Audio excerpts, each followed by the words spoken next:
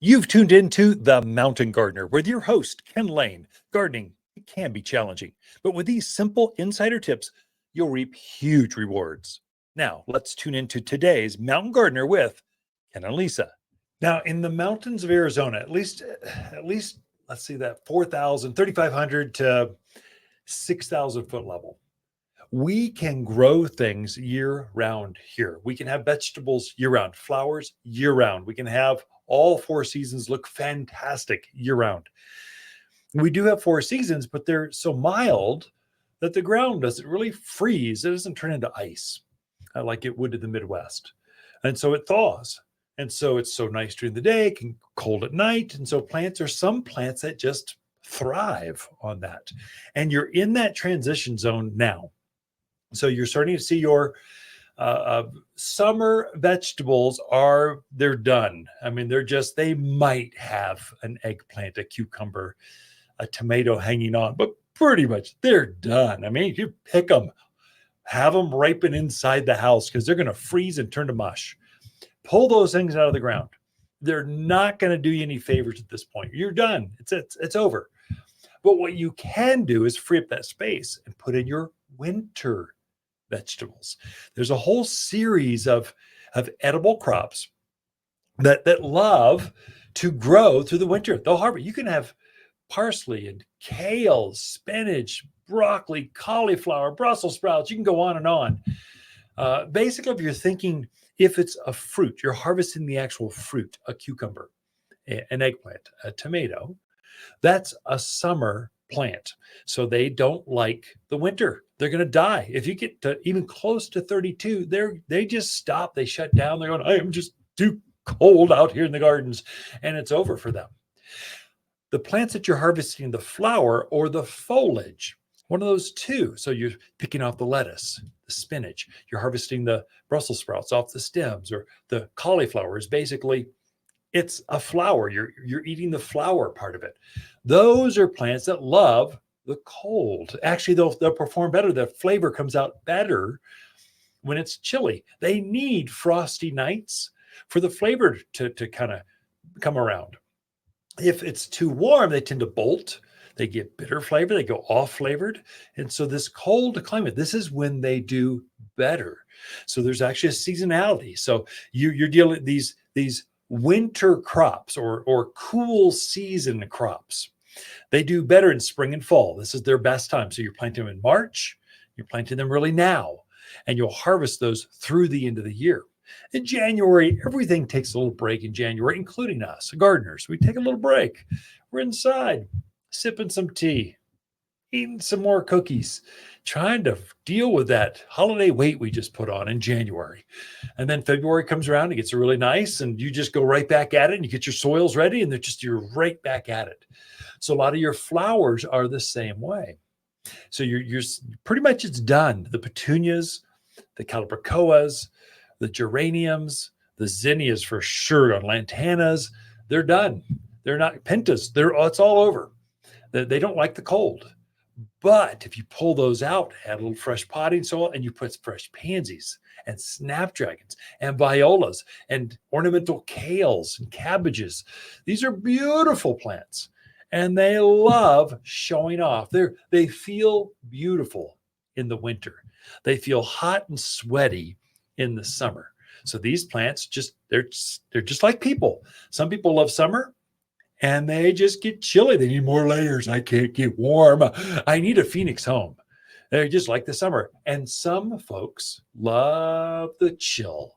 They love a fire, roasting their bum in front of the fire, just looking out, watching snowflakes fall. That's their time.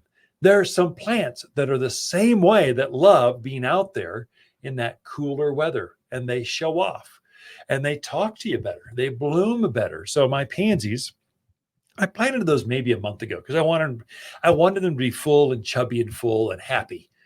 And then I knew when this weather turned, they would just bloom their little heads off. And they are. I mean, they're just covered. You can hardly see the foliage. They're all flowers. And so this is a big pot. We're not talking one plant. We're talking 3 or 4 in this container. And it is overflowing. And it will look like that right through winter because we're so mild. Now I'm up above the high school here in overlooking the Dells here in the Prescott area. And so I'm up at, I think the house is at 5,700 foot level. So it's in that zone where we get cold. I mean, when I'm heading home, sometimes it's right there at the snow line where it's really dumping and the rest downtown is not. So that's where these plants are thriving.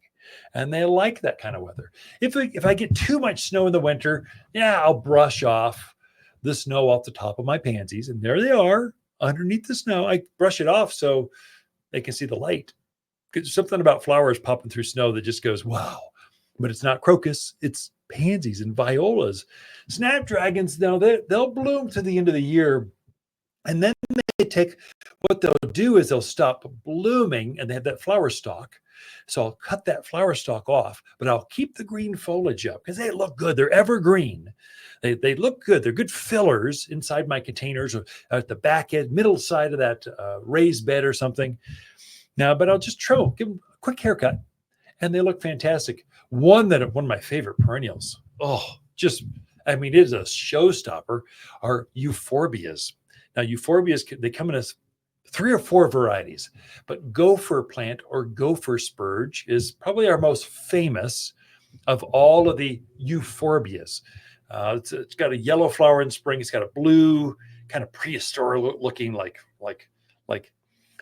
dragon scales going up and down this stem.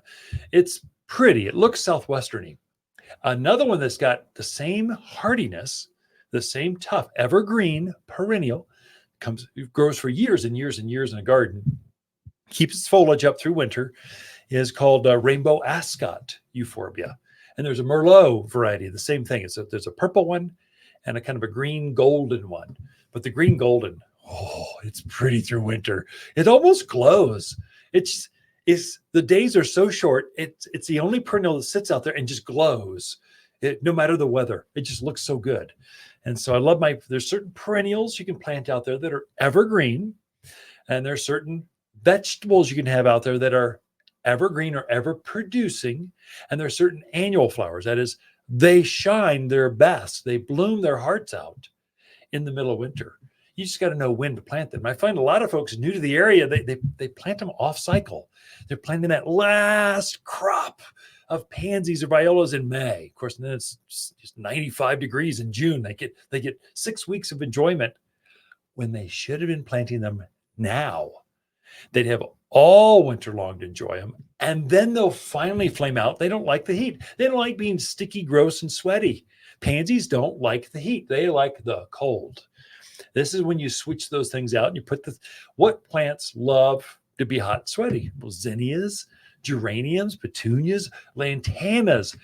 Blast them with heat, give them more sun. They're like bathing out there on the pool side, just going, I can't get enough rays. They just want more sun.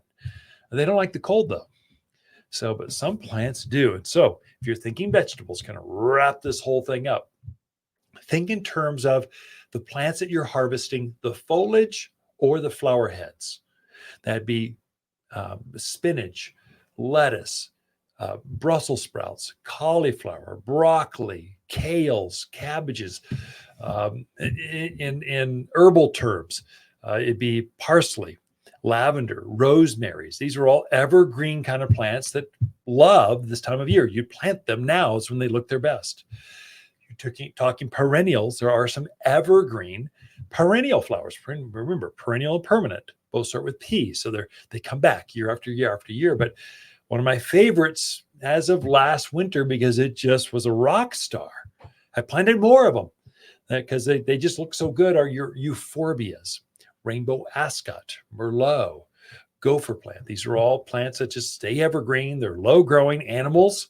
Javelina, don't eat them. I know they're eating those pumpkins out there, but they're not going to eat euphorbia. They will eat your vegetables. So if you watch that. They love broccoli too. So they love kale. So kind of watch what you're doing. But you've already got a spot like that because you were growing your tomatoes and your other summer crops out there. If you're harvesting the foliage, that's a winter crop. If you're harvesting the fruit itself, that's a summer vegetable. And you plant them accordingly. Okay, we're going to wrap this thing up. Waters Garden companion plants for November are flowering pear, English ivy, camellias, and Vanderwolf pine. Vanderwolf is related to Arizona pines with fluffy foliage. It's remarkably resilient in dry Arizona soils. Makes a graceful specimen in yards or expansive estate landscapes. This distinctive pine, long, twisted, silver blue needles covering the dense branches. Carefree and easy to grow. Shop by store or online at watersgardencenter.com. For a more fruitful garden, increase success in the landscape that just feels better, then tune in daily to the Mountain Gardener podcast. Subscribe through your favorite podcast streamer or visit watersgardencenter.com. Better yet, visit me directly right here at Waters Garden Center. Thanks for tuning in.